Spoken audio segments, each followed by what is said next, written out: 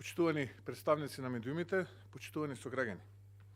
Голема лага е дека Зоран Заев постигнувал успеси на меѓународен план. Во Европа ја знаат земјава само по корупција, неправди и најновото дебаклот со здравствената криза. Со оваа влада ниту Европската унија станува реалност, ниту пак некое билатерално прашање е затворено во наша корист. Доказ за тоа е спорот со нашиот источен сосед, што е огромна пречка. Ако и овде ни го продаваа како голем успех откако се потпиша договорот од страна на владата на Зоран Заев, со кој наводно постигнате траен компромис. А со тоа, всушност, се отвори Пандорината кутија. Но морам да кажам дека, имајќи во предвид важноста на разговорите со источниот сосед и нашиот стратешки интерес да се почнат преговорите со Европската унија, претходниот период се воздржував од јавни настапи и пресконференции со цел истите да не бидат погрешно разбрани, но и да се даде можност за фер, честно решение. Сметам дека одговорно е да се дозволи владата да го има целиот простор, да ги оствари стратешките цели, но и да ги зачува, што треба да представува незин прв приоритет националните интереси. Но очигледно сме сведоци дека сето ова се удира во зид и се враќаме од почеток на изворот на проблемите.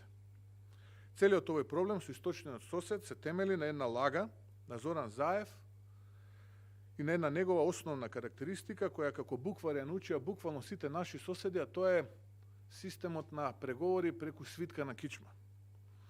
Овој проблем немаше дотолку да ескалира и денес да имаме една се чини непремостлива препрека и кочница на патот кон Европската унија, ако не беше Зоран Заев и неговата лага дека работата со датумот е завршена. Дополнително, дека нашиот источен сосед ќе добие нешто што тој неформално го има ветено. Решение за јазикот, историјата и народот потерк на нашиот источен сосед, а се знае дека ова тука во земјата нема шанси да помине кај граѓаните. Значи, една работа кажува тука пред домашната јавност, а сосема друга лажна надеж им има ветувано на средбите со представниците од владата на нашиот источен сосед. И токму затоа, при една средба со еден, а верувате, многу висок представник во владата кај нашиот источен сосед, истиот ми рече, не бараме повеќе од тоа што Зоран Заев ни го има ветено пред изборите во 2016 година. И тие знаат дека со Заев имаат неповторлива шанса да добијат решение какво ниту една македонска влада овде не би постигнала. И токму затоа, ниту една влада порано, било да е таа од левицата или десницата, од независноста до денес, не потлекна на негаторските барања на нашиот источен сосед, кои ги слушаме зачестено последниот период.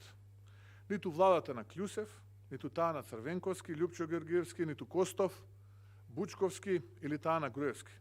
И ниту еден председател не потлекна, почнувајќи од Киро Глигоров, Борис Трајковски, Бранко Црвенковски, Ѓорги Иванов.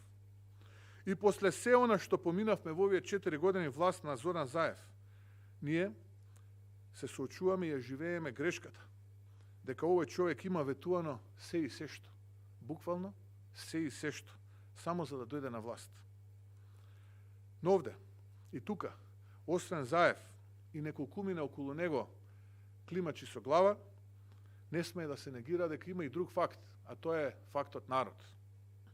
Нема македонец, ниту било кој граѓанин, што и малку ја чувствува оваа земја како своја, што не се чувствува понижено, навредено, од сите оние изјави дека народот не бил вештачки, дека јазикот е дрво без корен, туку така, измислен во 45-та година, дека нашите свети борци за слобода и независна држава биле бугари и што ли уште не.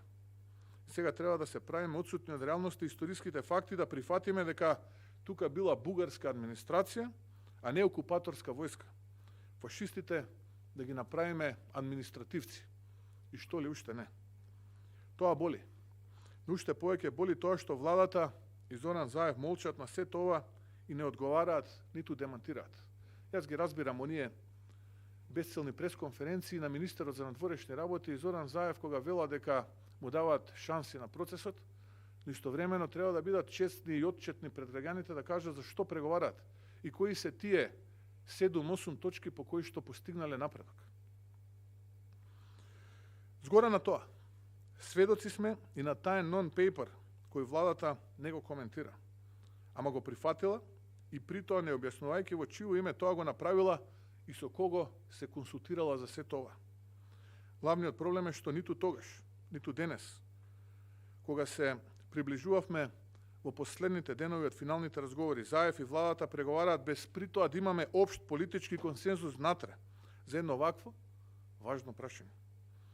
И затоа, меѓу другото, барав лидерска средба на која ќе дискутираме и за преговорите со Бугарија, и затоа беше важно заеднички да настапиме. Затоа што не може еден човек да разговара во името на сите и да мисли дека може да прифаќа нон-пейпери кои никогаш не сме ги анализирале. И ќе бидам јасен како ден и со чист став како солза. Ние како ВМРО-ДПМН немаме намера да прифатиме компромис кој не асимилира. Немаме намера да свиткаме кичма. А и ти, Заев, те повикувам барем еднаш во твоето политичко функционирање да не подвиткуваш кичма.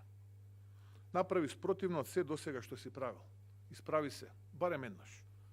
Ние како нација и држава не можеме да прифатиме да се само порекнеме или само одречеме по секоја цена. Јас би рекол по ниту една цена.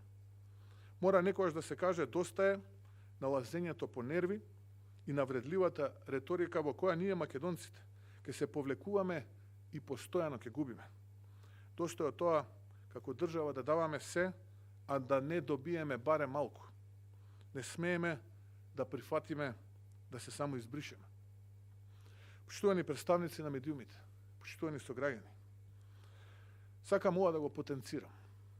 Ако владата постигне решение, внимателно ќе го повторам, ако владата постигне решение недвосмислено, заштитувајќи го нашиот македонски јазик и неговата антропологија и историја, ако владата постигне решение, а при тоа да не се откаже од македонското малцинство кај нашиот источен сосед, ако владата постигне решение во кое што ќе ги заштити историјата, имињата и жртвата на дејците кои што животот го положија за независна македонска држава, ако владата постигне решение во кое што нема окупаторите да бидат административци, тогаш јас ќе бидам првиот што ќе застанам овде пред вас и ќе им честитам и ќе им ја стегнам раката.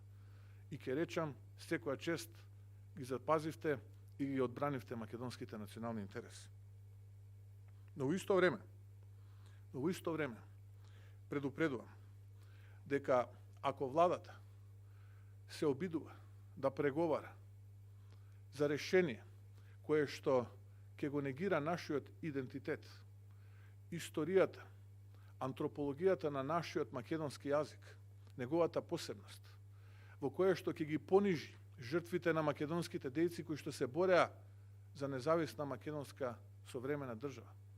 Ако во исто време преговара за решение со кое што ќе се откаже од македонското малцинство кај нашиот источен сосед, ако за исто време преговара за решение кое што подразбира дека окупаторот бил административец, тогаш јас ви ветувам ќе им се случи народ истиот ден низ цела Македонија.